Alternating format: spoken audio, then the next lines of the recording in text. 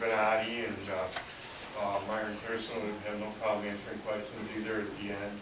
So we'll open it up to everybody. Here will be the format. Format will be that each individual elected official will speak for like 5 to 10 minutes, talking a little bit about what their office does and how they run their office, and give a general idea of what they're responsible for. Then they will take questions from you. Then we'll move to the next elected official. At the end, they go out and they'll be around to take questions individually if you'd rather just talk to them one-on-one. What I'm responsible for doing is, as the elected district attorney, it's my responsibility to prosecute all criminal offenses that take place in Oneida County. And our county historically has, and I continue to do it, to prosecute all traffic offenses.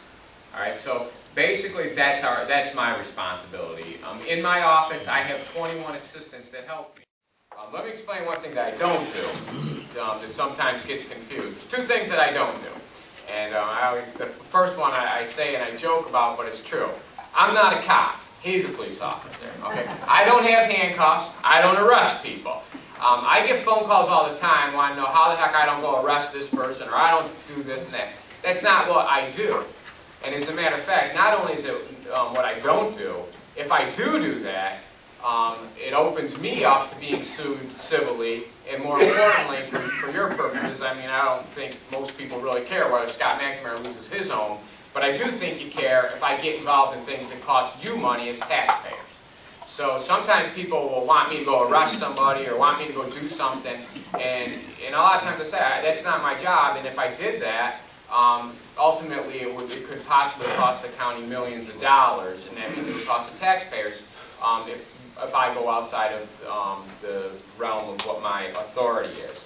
So I don't arrest people and I don't typically charge people. There's very few cases where the district attorney's office is the actual charging agency. And when you get away from white-collar crime, there's almost no cases. I've never arrested, nor has anybody in my office ever arrested somebody for DWI. Happens every night almost. But, you know, the police do it, they send it to us, we, the district attorney's office, prosecute. That's our constitutional mandate, state constitution. The other thing that I don't do is I don't advise Tony Pacenti on legal matters. I'm not Tony Pacenti's lawyer. Tony Pacenti has his own lawyer. He has his own, basically has his own law firm within the county, which is called the county attorney's office. So when it comes to civil matters or legal advice, Tony gets that from a total different agency within the county. He doesn't call me up and ask me, can I do this or can I do that? And our offices don't interact like that. As a matter of fact, he's not my boss. I don't take orders from him, and nor do I give him orders. We're 2 separate agencies, and although we both work for the county, we don't interact like that. And sometimes people think I'm his legal advisor. I'm not. It's the most irresponsible and ungovernable one-man rule in our area. It's sucking this area dry. That's right. They claim they have jobs. Every time it comes any argument, oh, we created jobs. They didn't create it. They need those people to make more millions. Those people are working for them. But the point is this. The people in this area, in my opinion, are spineless wimps. What happens, you go to an Indian enterprise with the cigarettes or gas or whatever. They charge you the tax. It's in your price. And what you're doing, that is actually stealing. Stealing from the rest of us that we have to pay their share of the taxes. You got a $500,000 a day enterprise that collects every day, and they don't even pay their taxes for 17 lousy years. Where's the outrage of the people? Where's the protest? Just a handful of them. Doug Reddy and a few others, the mainstays, are the only ones that I ever hear or read in opposition. Everybody else, well, if my government can't do it, I can't do anything either. Well, that is not true. We elect them people. The elected politicians get into office, secure in a term whatever they're elected to, and wait for the term to expire. Then at the end of the term, the re-election, oh, vote for me because the other guy's no good or find something bad about him. And it continues. For 17 years without paying your taxes, you try to do that. See how far you get. But the point I'm trying to make, nobody realizes how much lower their taxes would be if they just paid their fair share like any other business. We're not asking anything special. Just abide by the law. Enforce the law. We tried to do it, and he floods the mail, and the stupid people he elected as his own representative. Mike mentioned on the way in, and I met the Kitchens out in the parking lot, and they wanted to talk a little bit about hydrofracking. And I'm going to tell you exactly what I know is going on in southern Oneida County, and I'm certainly going to indicate to you my limited knowledge about this subject. It's a very complex science. It really is. About December 1st of 2010, just a few months ago, there was a gentleman who came into our community, and I've always had a broad interpretation of community about all of southern Oneida County and parts of Madison County. His name is Dan Myron. He originally grew up in Oneida, went off and made a career for himself out in Colorado.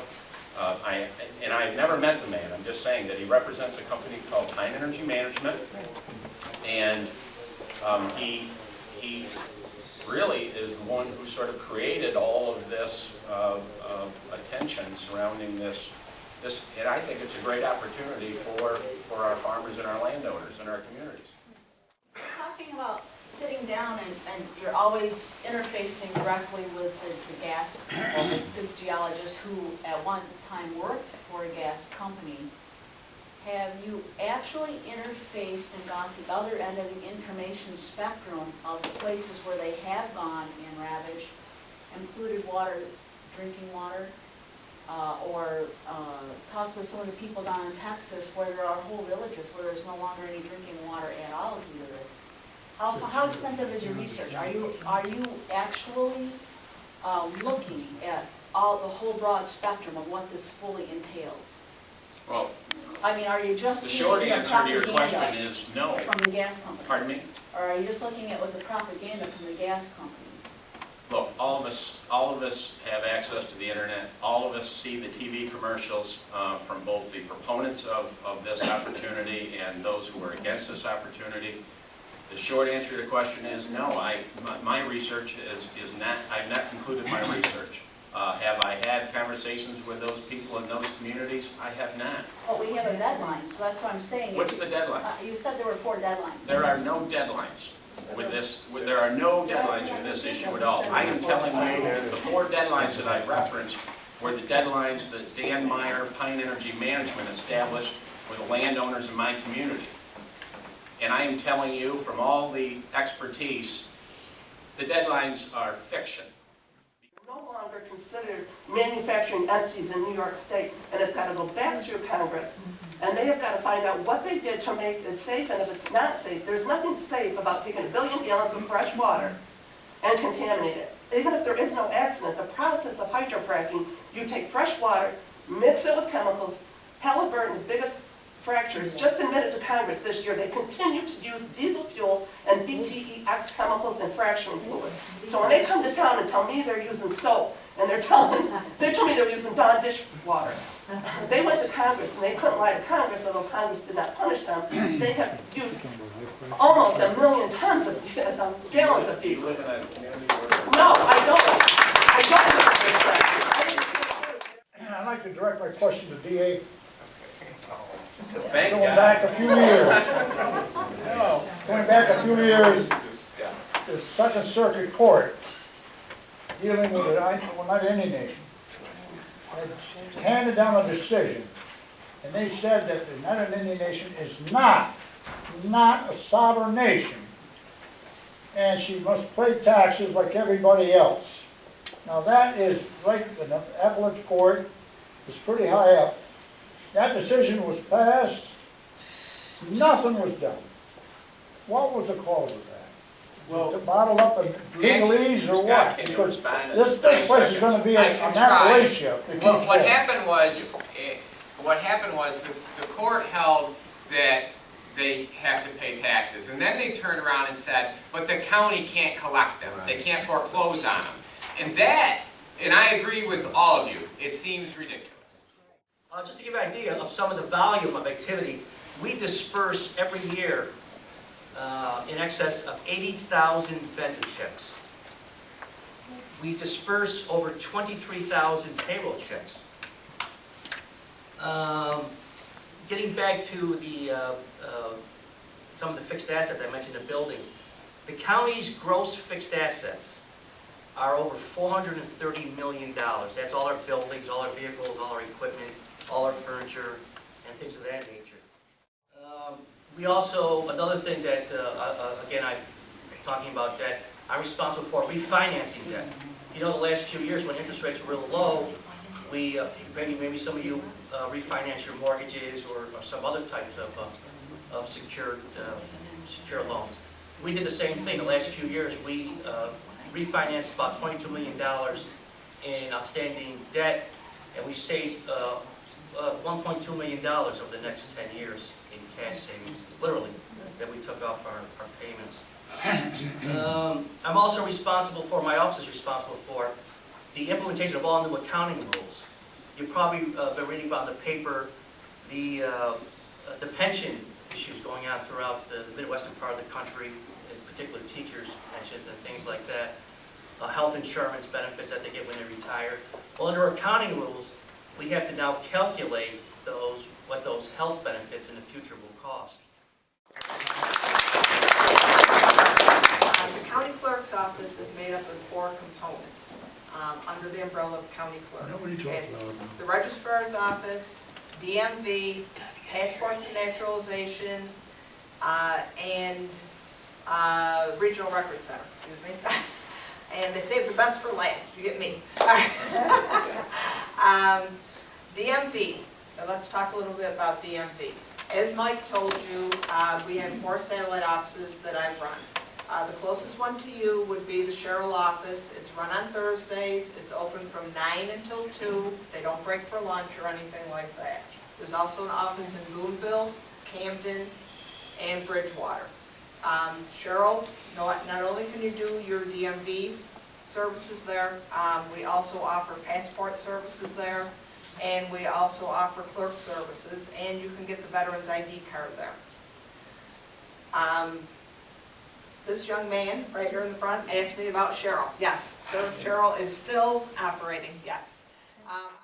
We taxed for a total of, I had to look in the budget for sure, but it was around $160,000 is all we taxed for out of a $2.2 million budget. It's done through very, very frugal spending, a highway crew that is second to none, not just driving the trucks, but building the machinery. That saves you taxpayers hundreds and hundreds of thousands over the years, and people within this building that watch every penny we spend. It doesn't just happen. And I want to tell you, anytime you see one of our highway guys, or you see any of these people that work in here, whether it be our judges, they worry about what money they spend. And that's how it's done. It's done with everyone. It's not done with me, not done with Gene, it's not done with Mick. It's everyone.